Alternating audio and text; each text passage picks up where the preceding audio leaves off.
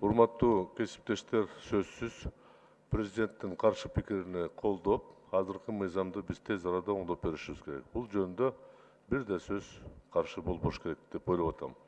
Биз Евразиялык бирикмеге киргенден кийин, биз бир багытта кетип бараткандан кийин, биз ушул иш-чараларды колдошубуз керек. Ал эми ички өзүбүздүн турмушубуз боюнча өкмөттүн жетишпестиги ката кетиргени бул өздөрүнүн катында техникалык ката деп жазып атат, бул техникалык ката эмес.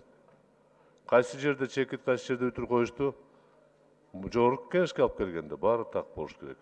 Мен бекерден айткан жокмун. Эч качан премьер-министр өзүнүн колунда иштеген министрдин орун басарына чара колдонбойт.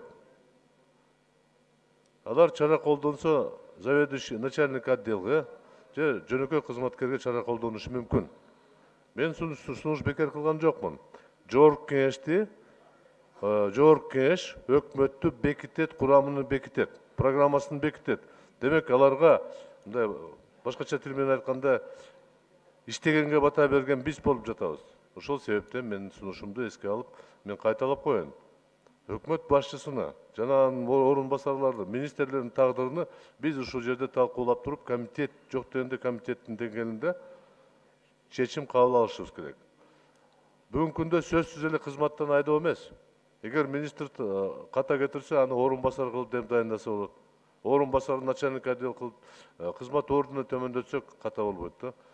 Ошондо коомчулукта ишеним пайда болот. Ошондо кызматкерлер түшүнүп калат, жоопкерчилик деген бар экен. Сөзгө кошулуп айтып кетет элем, жөнөк пул боюнча биз көпчүлүк депутаттар айттык.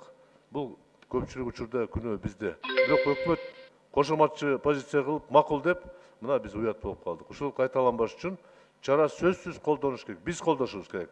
Мен ошого чакырам.